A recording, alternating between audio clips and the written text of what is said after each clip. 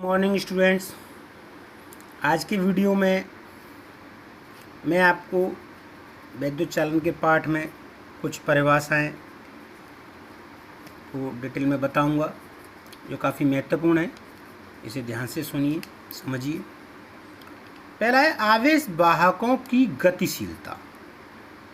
अब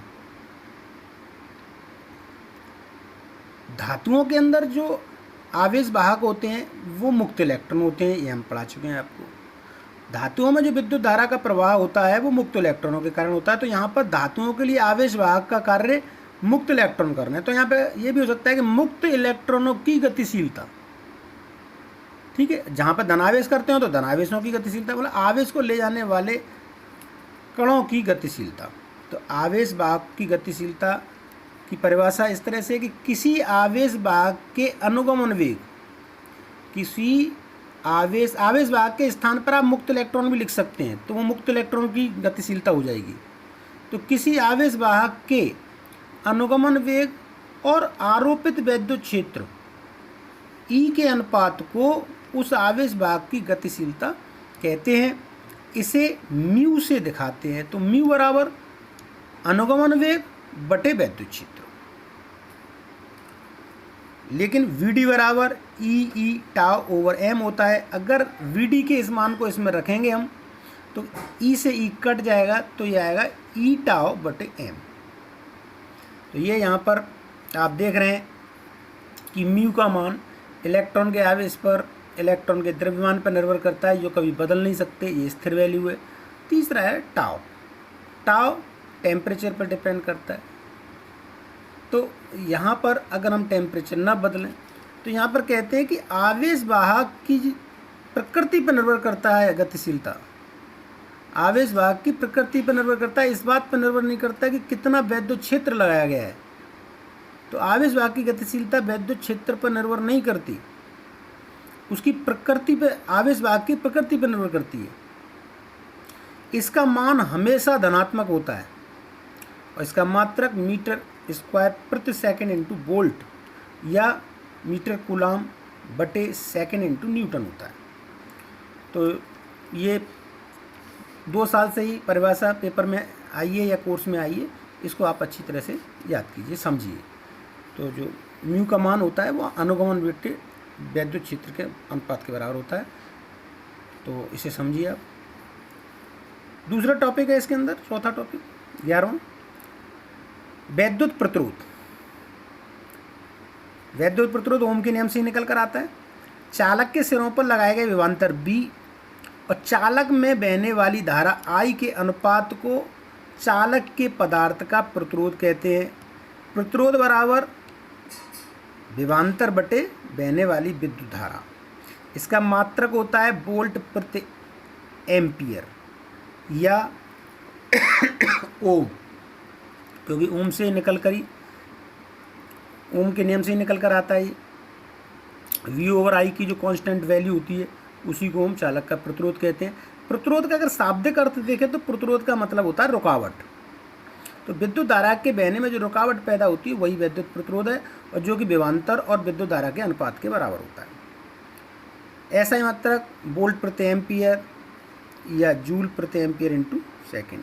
बिमी सूत्र ml square T minus 2 joule का, और ये मात्रा रखने पर a स्क्वायर टी, तो बिमी सूत्र निकल कर आता है ml square T minus 3 a minus 2। यहीं पे इसके ठीक विपरीत परिभाषा कराती है 12वें नंबर पे, वैद्युत चालकता। प्रतिरोध के व्युत्क्रम, व्युत्क्रम मतलब उल्टा, प्रतिरोध के उल्टे को मतलब व्युत्क्रम को वैद्युत चालकता कहते हैं। इसे G से दिखाते हैं। तो वैद्युत चालकता G बराबर 1 बटे प्रतिरोध। तो ये ठीक प्रतिरोध का उल्टा होता है, तो इसका मात्रक भी उल्टा हो गया, प्रति ओम या मो। और बिमी सूत्र इसका ठीक उल्टा हो गया, m की पावर -1, l की पावर -2, t की पावर 3 और a की पावर 2। ठीक है। अब बात करते हैं प्रतिरोध की निर्भरता। तो प्रतिरोध का जो सूत्र था हमने निकाला था डेरिवेट करते समय कि R बराबर ml बटे एन स्क्वायर टाउ ए। तो इस वाले सूत्र से अगर आप देखेंगे तो R is proportional to L। प्रतिरोध जो है चालक तार की लंबाई पर निर्भर करता है। अगर लंबाई ज़्यादा होगी तो प्रतिरोध ज़्यादा होगा, लंबाई कम होगी तो प्रतिरोध कम होगा। प्रतिरोध चालक तार के अनुप्रस्थ क्षेत्रफल के व्युत्क्रमानुपाती होता है। अगर क्षेत्रफल ज़्यादा होगा तो प्रतिरोध कम होगा और क्षेत्रफल कम होगा तो प्रतिरोध ज़्यादा होगा।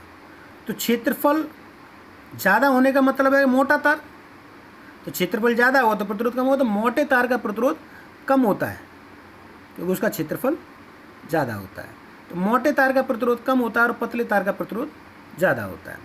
दूसरा, प्रत्येक आयतन में इलेक्ट्रॉनों की संख्या अगर ज़्यादा होती है तो प्रतिरोध कम होता है और कम होती है तो ज़्यादा होता है। अब चांदी के अंदर सबसे ज़्यादा इलेक्ट्रॉन्स होते हैं तो उसके अंदर प्रतिरोध कम हो गया, प्रतिरोध कम हो गया तो चालकता ज़्यादा होगी। तो चांदी के अंदर इलेक्ट्रॉनों की संख्या ज़्यादा होती है इसलिए उसकी प्रतिरोध कम होता है, मतलब चालकता ज़्यादा होती है, उसमें विद्युत धारा का प्रवाह ज़्यादा होता है। अब एल्युमिनियम में उतने इलेक्ट्रॉन नहीं होते हैं तो उसका प्रतिरोध चांदी से ज़्यादा होता है, उसकी चालकता चांदी से कम है। चौथा जो प्रतिरोध होता है वो श्रांतिकाल के व्युत्क्रमानुपाती होता है।